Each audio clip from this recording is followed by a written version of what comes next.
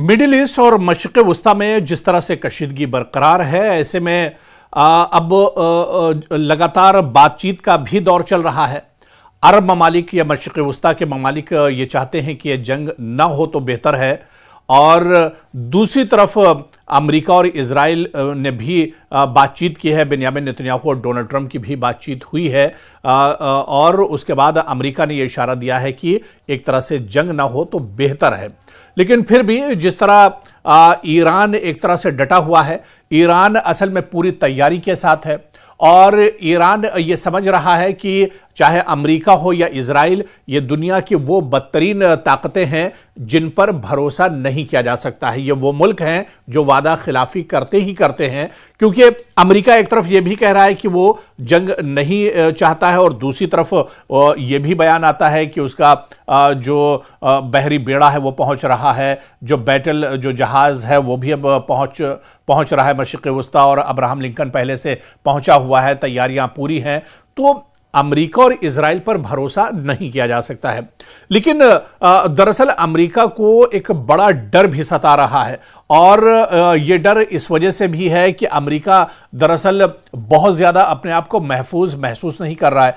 America दरअसल वो power है, वो ताकत है, वो मुल्क है जो दुनिया भर में, जिसके सिक्योरिटी फोर्सेस एक तरह से फैले हुए हैं, दुनिया भर में उसके तंसीबात फैले हुए हैं, दुनिया भर से उसका ट्रेड और उसकी डील एक तरह से होती है। तो ऐसे में अमेरिका बहुत डरा हुआ है कि अगर ईरान के साथ जंग छिड़ती है, मशरिक़ वस्ता में जिस तरह से कशीदगी है, और यह कशीदगी अगर जंग में बदलती है तो फिर अमेरिका को बहुत बड़ा नुकसान उठाना पड़ेगा। दरअसल ईरान और अमेरिका की बात की जाए तो इनके दरमियान तो कशीदगी दहाइयों से रही है।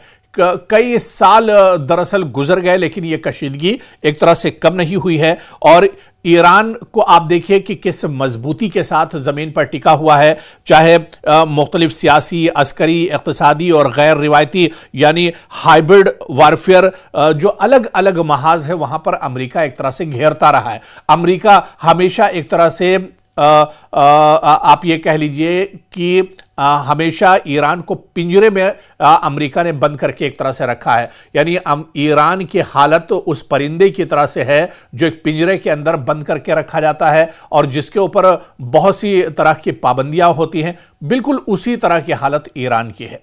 लेकिन क्या मौजूदा वक्त में ईरान की हालत इसी तरह की है, या मौजूदा वक्त में ईरान के हालात जो हैं बदल चुके हैं? अलग अलग महाजों पर, चाहे सियासी महाज की बात करें, अक्सरी महाज की बात करें, इक़्तिसादी महाज की बात करें, क्या इन पर ईरान अब एक तरह से बदला हुआ ईरान है? ईरान की सूरत हाल अब बहुत ज्यादा बदल चुकी है। इसे भी हम समझने की कोशिश करेंगे, क्योंकि अब जिस तरह से पहले अमेरिका ईरान को परेशान कर रहा था, ईरान पर दबाव बनाने की कोशिश कर रहा था, अब हालिया दिनों जो कुछ देखा गया, और खासतौर से इजराइल के साथ जो जंग ईरान की हुई थी, उसके बाद अब एक नया ईरान देखने को मिल रहा है। तमाम महाज पर, खासतौर से जंगी महाज की, अस्करी महाज की बात करें, या फिर इक़्तिसादी महाज की बात करें, या लेटेस्ट टेक्नोलॉजी की बात करें, इन सब में अब ईरान दरअसल एक बदला हुआ और एक नया ईरान दिखाई दे रहा है। और यही वजह है कि अमेरिका के सामने एक बहुत बड़ा डर है, और जो सबसे बड़ा डर अमेरिका के सामने है वो है मशरिक़ वस्ता में प्रॉक्सी नेटवर्क को लेकर। जी हां, मशरिक़ वस्ता यानी मिडिल ईस्ट में जो प्रॉक्सी नेटवर्क है, उसको लेकर अमेरिका बहुत ज्यादा डरा हुआ है। अमेरिका यह जानता है कि अगर ईरान के साथ जंग शुरू होती है, लड़ाई शुरू होती है, तो ईरान प्रॉक्सी वॉर एक तरह से छेड़ देगा। अब आप ये कहेंगे प्रॉक्सी वॉर क्या होती है, इसे भी हम समझने की कोशिश करेंगे। दरअसल प्रॉक्सी वॉर के जरिए ईरान कहीं ना कहीं अमेरिका पर एक बहुत बड़ा दबाव बना रहा है। आप देखिए कि ईरान ने खित्ते में इत्तेहादी और मुसल्लह ग्रुपों का एक नेटवर्क कायम किया है, जिसे बाज औकात एक्सेस ऑफ रेजिस्टेंस भी कहा जाता है। ये दरअसल जो एक्सेस ऑफ रेजिस्टेंस है, ये ईरान के हक में है, और यही एक्सेस ऑफ रेजिस्टेंस जो है, या यही जो नेटवर्क है ईरान का, ये बहुत मजबूत है। अमेरिका इसको भेद नहीं पा रहा है, या अमेरिका के पास इसका एक तरह से जवाब नहीं है।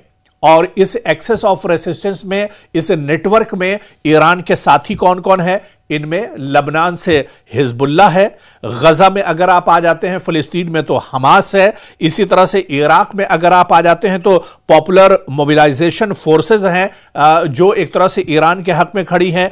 यमन में अगर आप आ जाइए मशरिक़ वुस्ता में तो जो हूसी मुजाहिदीन हैं, हूसी जो लड़ाके हैं, ये एक तरह से इस नेटवर्क में शामिल हैं। तो ये नेटवर्क दरअसल बहुत मजबूत है, यानी जिस नेक्सस की हम बात कर रहे थे या फिर जिस प्रॉक्सी नेटवर्क की हम बात कर रहे थे, ये प्रॉक्सी नेटवर्क मशरिक़ वुस्ता में ईरान का बहुत मजबूत है और इसी प्रॉक्सी नेटवर्क को अमेरिका दरअसल नहीं भेद पा रहा है। हालांकि कभी हमास को तोड़ने की कोशिश की जाती है, कभी हूसियों को खत्म करने की कोशिश की जाती है, कभी हिजबुल्लाह को खत्म करने की कोशिश की जाती है, कभी पीएमएफ जो है यानी पॉपुलर मोबिलाइजेशन जो फोर्सेस इराक में है, कभी इन्हें नेस्तो नाबूद करने की कोशिश अमेरिका और इजराइल की तरफ से होती रहती है। लेकिन फिर भी ये जो प्रॉक्सी नेटवर्क है ये पूरी मजबूती के साथ एक तरह से खड़ा हुआ है। गजा की मिसाल आपके सामने है। गजा में हमास को खत्म करने के लिए इजराइल ने जंग छेड़ी थी, 1 साल से ज्यादा यह जंग चली, लाखों लोगों का कत्लेआम किया गया, मारे गए, लेकिन हमास खत्म नहीं हुआ। हमास के मुजाहिदीन आज भी जमीन पर लड़ाई कर रहे हैं। हमास के मुजाहिदीन आज भी उनके पास हथियार और गोला बारूद है और वो जंग में एक तरह से शामिल है और कहीं ना कहीं वो एक तरह से मौजूद हैं। और इसके अलावा हूसी बागी जो बहुत बड़ी जिनकी तादाद नहीं है, हूसी जो लड़ाके हैं, आप देखिए हूसी मुजाहिदीन आज भी मौजूद हैं और इजराइल और अमेरिका की नाक में दम किए हुए हैं। इसी तरह से ये जो प्रॉक्सी जो नेटवर्क है ये दरअसल ईरान का बहुत मजबूत है मशरिक़ वुस्ता में, और इसी प्रॉक्सी नेटवर्क को लेकर अमेरिका बहुत परेशान है। इसी प्रॉक्सी नेटवर्क को लेकर इजराइल एक तरह से बेचैन नजर आता है और माहिरीन और एक्सपर्ट यह कहते हैं कि अगर ईरान और अमेरिका के दरमियान जंग शुरू होती है तो जो सबसे बड़ा नुकसान होगा अमेरिका का वो यही प्रॉक्सी नेटवर्क करने जा रहा है। और ये जो छोटे छोटे ग्रुप, जो छोटे छोटे लड़ाका ग्रुप हैं, जो मुजाहिदीन हैं, यानी हूसी मुजाहिदीन की बात करें तो अरब सागर के अंदर, रेड सी के अंदर ये बहुत खतरनाक माने जाते हैं। इसी तरह से हमास की बात करें तो फिलिस्तीन और पूरे मशरिक़ वुस्ता में इनका दबदबा एक तरह से माना जाता है। फिर इराक में आइए तो पॉपुलर मोबिलाइजेशन फोर्सेस बहुत मजबूत मानी जाती हैं। और इसी तरह से हिजबुल्लाह, लबनान का हिजबुल्लाह जो ग्रुप है वो तो बहुत ही खतरनाक ग्रुप है।